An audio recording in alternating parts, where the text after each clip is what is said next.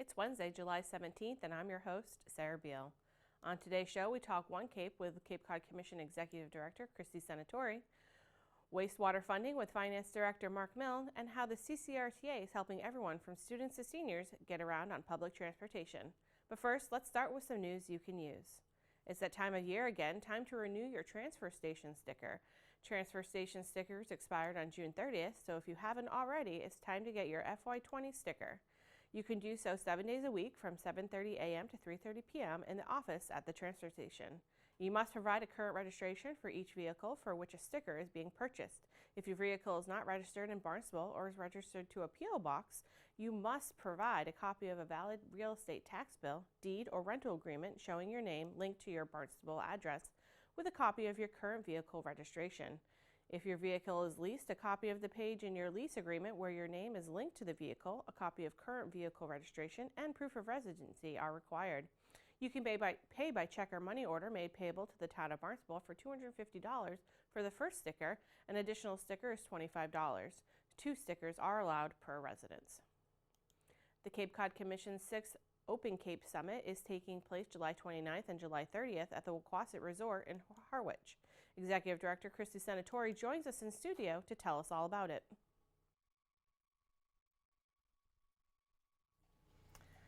Christy, thank you so much for joining us today. We're going to talk about the OneCape Summit, and this is the 6th annual OneCape Summit that's happening at the end of July 29th and 30th. So let's go back and talk a little bit about the history of how the OneCape Summit started. Sure, yes. Thanks for having me today. This is our 6th annual conference, and we started a handful of years back really around the issue of water quality. So as we were developing our 208 plan, looking at our area-wide water quality management plan around wastewater, it was an opportunity to bring stakeholders and decision makers together into one room really to discuss one topic. And so it's evolved over the years, and it went from a 1-day summit to a 2-day conference really focusing on the intersection between the environment and the economy on Cape Cod. Which are probably the 2 most important things on issues on Cape Cod right now, is the economy and the environment, and where those 2 intersect and meet. Absolutely. And so it's difficult to have a conversation around environmental issues without then getting into some of the housing and infrastructure and economic issues that impact the Cape. Mm-hmm. What are some of the major topics that have come out over the past 5 years leading up to the 6th conference? We really started around water quality, so talking about some of the solutions that were being designed to address the nitrogen issues in our marine embayments and estuaries, and then how we were going to implement some of these solutions and looking at shared watersheds across the Cape.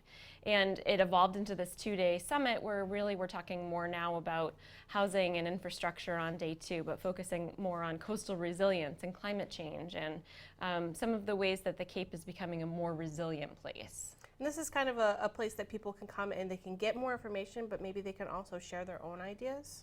Absolutely. So the structure of the event is really hearing some plenary speakers and then some more detailed breakout sessions where they can really get an in-depth look at some of the issues and have an opportunity for more of a dialogue with some of the speakers and some of the other stakeholders that are in the room. Okay, let's talk about a couple of the speakers that you're going to have. I know there's a lot of people that are very excited that Eric Fisher, the chief meteorologist from WBZ, will be there.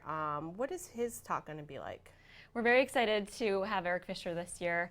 We really wanted to have a focus on coastal resilience and climate change and some of the impacts that the region is facing. We have such a large amount of coastline on the Cape, and with the severity of the storms that have been happening over the course of the past several years, it really seems like this needs to be a topic that we continue to make the highlight of some of the work that we're doing, and certainly the conference. So he'll be talking a little bit about that.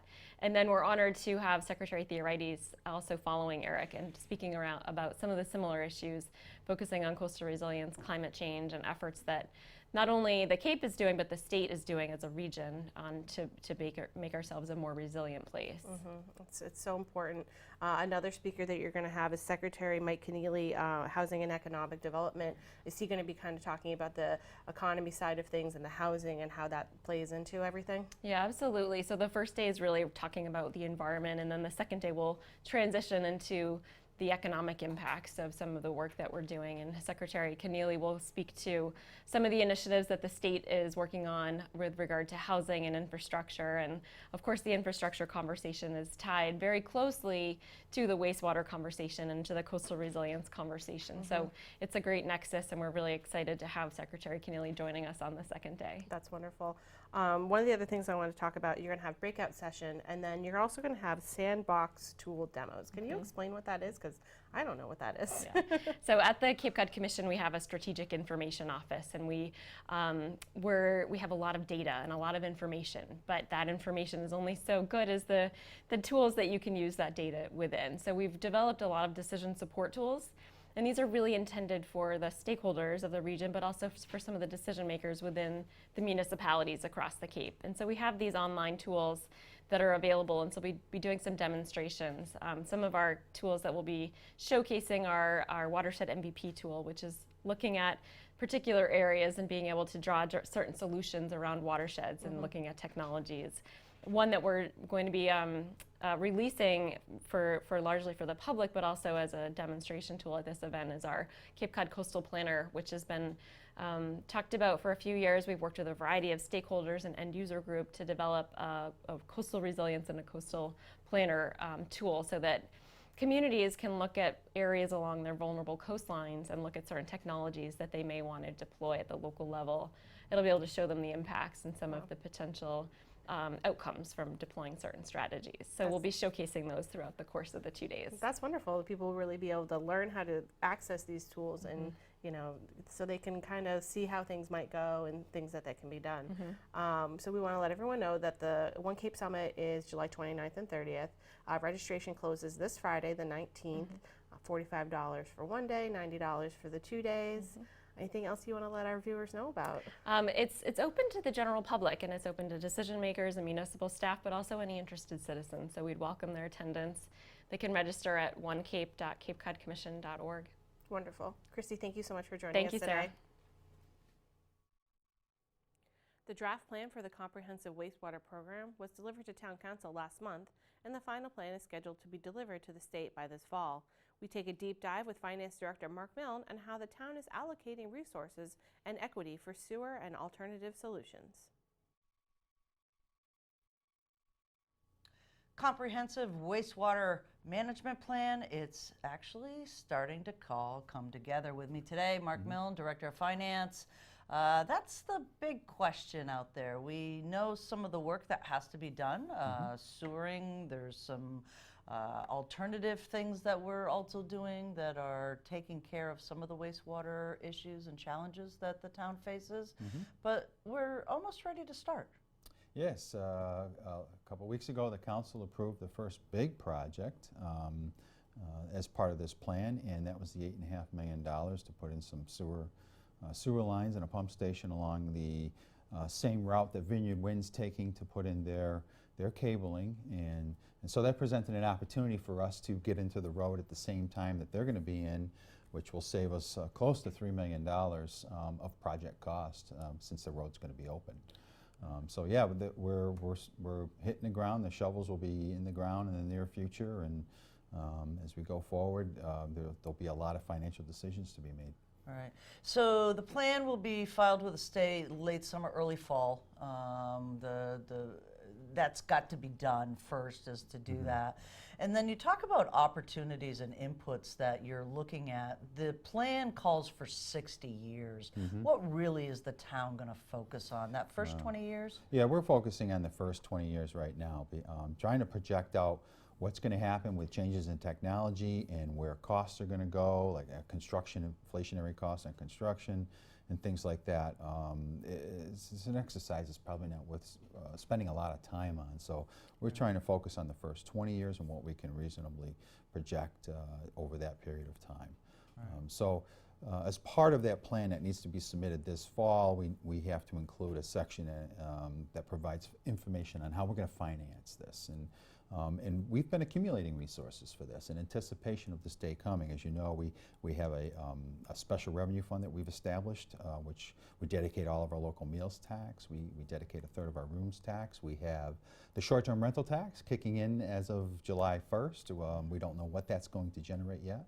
And we also have the Cape and Islands Water Protection Fund, which will just be starting as well as July 1st. So we have a number of financial resources that we've identified, and that's going to help us with kind of similar to what the State Revolving Loan Fund does. We're going to use this as a working capital kind of fund that will provide us some, allow us to carry the cost of some of the debt service associated with some of these construction projects until things like assessments come in and the rooms taxes come in, and helps pay that debt service back that we issue to fund the construction costs. Right. And you mentioned the Vineyard Wind project. We've done a number of segments on Vineyard Wind where we know that they're going to open up the roads, and by being able to lay our pipe at the same time, people don't understand that's a cost right off the front. That $3 million is a significant savings. Yeah, yes, it is. And you really, you know, once you go into a road like that, you don't want to open it back up for a number of years. Right. And so, yeah. As we go through this plan, there'll be other opportunities, hopefully, like that. We'll be able to get in at the same time as other utilities, and which will provide savings along throughout this program if we can identify those opportunities. Right. So what do you have for other inputs? I mean, you've mentioned some of the funds that would be available through local rooms tax and things like that, but directly related to the resident, what's in the horizon for us? Well, there's a lot of things we have to take into consideration when trying to determine what the cost of the homeowner is going to be in this plan. For example, as I mentioned earlier, where are construction costs going to go? Are those going to continue to climb, as we've seen over the last few years with an improving economy? Where is innovative technology going to bring us? And will that allow us to implement alternative solutions as opposed to putting pipe in the ground, for example, saving us cost potentially in that area. We're a housing choice community, which allows us to borrow from the State Revolving Loan Fund at 1.5%. Wow. And so where, you know, of all of our project costs that we submit to them, going to be approved at that 1.5%, or will we have to go and issue general obligation bonds in the market, which will carry a higher interest rate? We have to think about that and try to project where that's going to go. What is the sewer assessment that we're going to charge in property owners as we begin putting sewers in front of homes? And what are the connection costs associated with those? And how are those connection costs going to be paid? There's a lot of different things that we have to consider. We don't have all the answers to them today, but these are all part of our planning that we're putting together that final plan that will be submitted in the fall. We're working on that over the summer. And so, yeah, there's a lot of different things to consider. We can't, like I say, just tell everybody it's going to cost X amount of dollars for your project, because some projects are going to be more expensive than others. They're going to be harder to get to the homeowners in certain areas. They're going to be longer pipes that have to be put into certain neighborhoods, which is going to cost more money. The more pipe, the more money usually. And so there's a lot of different considerations that we have to think about. But if we can come up with a plan that kind of makes it somewhat predictable as to what somebody can estimate, that ultimately is what it's going to cost them. That's ultimately our goal, to make it somewhat predictable, understanding that there's a lot of different inputs that could change those numbers, and so we have to have some flexibility as well. Right, and you don't really have that, whether it's assessment or betterment at this point, because you don't have the costs or the neighborhoods really, you know, who's going first. And then there's also some partnerships out there as well, which may help the town gain federal dollars if we were out at the base, or some of the, you know, joining forces with another town may allow us to defray some of those costs. Yeah, it may allow us to become available, or opportunities for grants, especially from the federal government. With you know, they keep talking about implementing a comprehensive infrastructure improvement program across the country, and you know, if that happens, potentially with partnerships with other communities. community, making partnerships with other communities, make a grant application much stronger in the eyes of granting agencies like that. And so if we can come up with those agreements, perhaps some federal dollars could come our way to help with some of the cost of this program. All right. And as you project out, we've talked about bond ratings and things like that over time, and you've talked about debt service. What does that kind of do to your 5-year plans and things like that? I know you've been planning for some of this, but now you're projecting a 20-year plan. How does that fit into that type of planning? Well, this is a plan that is completely separate to our 5-year financial forecast, but but then what we'll do is we'll fold this into that 5-year financial forecast. But the plan that we're working on is not to impact the current general fund operating budget, unless a decision is made that this program, this comprehensive water management program, we should provide some kind of property tax contribution towards this program under the theory that everyone benefits from clean water or cleaner water. And so if that decision is made, then yes, it will potentially impact the operating budget, could potentially impact the tax levy, the tax rate. For example, if we were to increase the tax rate by 10 cents, which would be about $1.4 million on a tax levy, that could go a long way to providing some working capital for this program and reduce assessments to property owners who are involved in this program. But that means everybody in town is paying something towards this program. And whether or not that is something that our community is willing to accept remains to be seen. So, but we have to have those conversations. Right. And how do you want residents to kind of become involved in this process? I don't want to say that we've kicked the can down the road. We've not. We've done a lot of work, but the resident now really starts to become aware. When you start talking dollars, residents, their eyes open, their ears open, and they're really how do they start to grasp what's happening? I think when the plan is filed with the DEP and that becomes available, that'll provide a lot of information for residents to understand what's going on. And when the shovels hit the ground, I think they'll become more involved as well. Right now, it's kind of, well, yeah, we know what's out there, but there's not a lot of construction going on. But with this Vineyard Wind project coming up, we'll start seeing that. And I think more conversation will take place when those shovels hit the ground. Right. Is there any question I didn't ask that you want to answer? No. No, we just like I said before, we need to provide some, we need to understand that this plan's evolving and it's going to change from year to year, at least the financing side of things and the technical side of things as well. Those, technology improves over time, and especially, inflationary costs and the bond market and all of those things impact what this thing is going to cost us down the road. So we have to understand that we can't provide the community a X number of dollars is going to be your contribution to this program because there's too many unknowns to do that. But what we can do is provide a framework that we're going to work within to provide the community that information as to what their estimated contribution could be under this program. So flexibility is going to be key, and understanding what it takes to put a program like this together. It's a long-range plan, so nobody can put those long-range plans in stone and say, this is it, this is what it's going to be. So that's what we're striving to develop, something along those lines. Excellent. Thanks so much, Mark. You bet. Yeah, thank you. The Cape Cod Regional Transit Authority has many options for car-free travel on the Cape, as well as getting around Barnstable and beyond. The CCRTA Administrator, Tom Kerr, tells us about how they're helping students and seniors get around.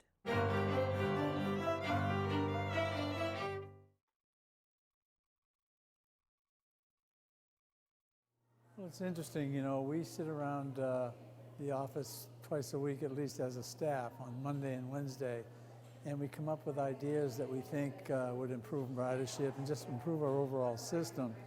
And a couple of years ago, there was an editorial in the Cape Cod Times indicating that there was inadequate planning in the areas of healthcare, housing, and transportation. We took that very seriously because of the tsunami-like numbers of seniors that are living on the Cape. So Kristen Boyd, who's our mobility manager, she started to deal with all the councils on aging and went out there and learned how we could improve, how we can collaborate better with our councils. And after the course of several months, we came up with 7 or 8 reforms that clearly and markedly improved senior mobility on Cape Cod, with Free Fare Wednesdays is one example, where people can take our fixed route if they're over 60 years of age for nothing. We have a number of other reforms. We have loaner buses to the councils. We have semi-annual meetings with all the council directors to learn what we're all doing, so that we can just improve senior transportation across the Cape. We completed that initiative, but it's ongoing, obviously, and Kristen and our entire staff have regular interactions with the council directors. But when we sort of completed what we really wanted to do, we started to think, well, can we do a similar thing with our young folks? And Mark Ells, the town manager in Barnstable, was very supportive, and he sits on our board, and he said, yeah, that would be a great thing if we can educate our citizenry, our young kids, as to how to access public transportation. So Mark set us up with the superintendent, Ms. Brown at Barnstable Schools, and the principal, Principal Clark, and we had an opportunity to go over to the Barnstable Schools for what they called an in-house field day. And we went over there, and they had a number of kids coming to this event, and there were like 10 or 12 stations. Environmentally, it was an environmental tinge to all of the stations, and ours was air quality, using buses.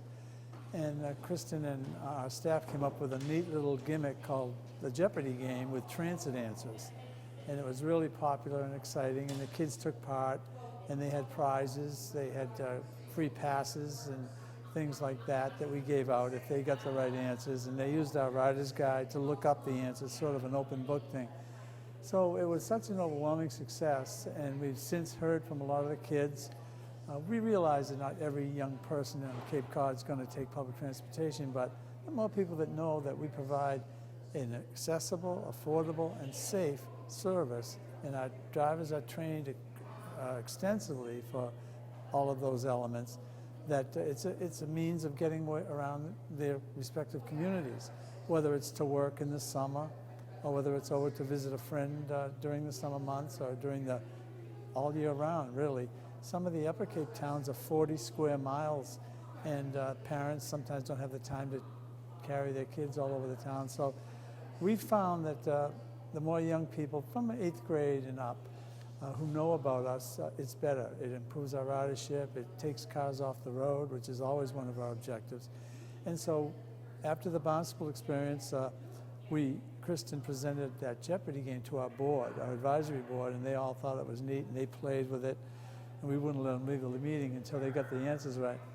But Sue Moran, who represents Falmouth on our board, indicated that she'd like to get us into the Falmouth school. So the school year is ending very soon, so we realistically are probably going to get into only one more school or so before this year ends, and then in the fall we'll start it back up again. So that's really it. We're letting kids know that we have this wonderful, safe service with great drivers and great people involved with our organization, and they can have that option as opposed to waiting to get their car or having their parents drive them around. Because that is a concern of ours. We know parents in this day and age, in this world, are always a little bit reluctant to let their young children go off and do things that we all did when we were kids. And so we go through this very rigorous training, and as you said, our drivers are all CORI'd to check to make sure that they're very legitimate and good drivers. And it is safe. The only thing is, it's not a school bus. It's not a school bus. We can't provide direct school bus service, although we do that kind of with some of the parochial and private schools. Sturgis, we bring a lot of kids from all over the Cape into Hyannis for those schools, but we don't drive them right into the school. We bring them right to proximity to the school where our route is, because we have to carry anybody that takes public transportation. But so there is that element of safety, and we're very proud of what we provide. And the company that provides our service for us, they make safety a very high priority, and that's one of the reasons we attracted them to us. And and things have worked very well over the last couple of years. Exactly. I'm very proud of what we've been able to do here, and it's my tremendous staff that really does it all, but we're aware of that, and we're aware of the need to get around and to get to all 15 Cape Towns. We now have fixed route service in all 15 towns. When I arrived here, we didn't have fixed route service in Bourne or Sandwich, and that's 80 square miles, and that's 45,000 year-round residents. So we now have this very comprehensive service that goes around the Cape. Plus we have DART service for daily general dial-a-ride service. We have a Boston Hospital bus.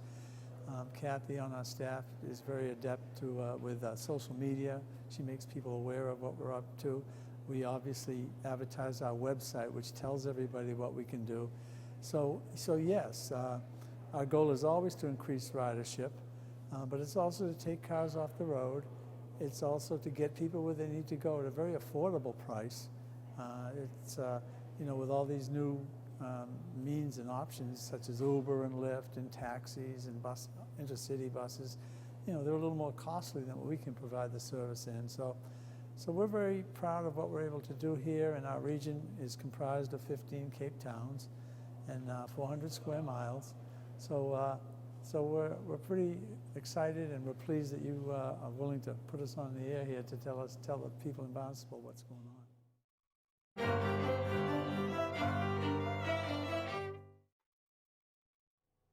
Now let's take a look at this week's board, committee, and commission schedule.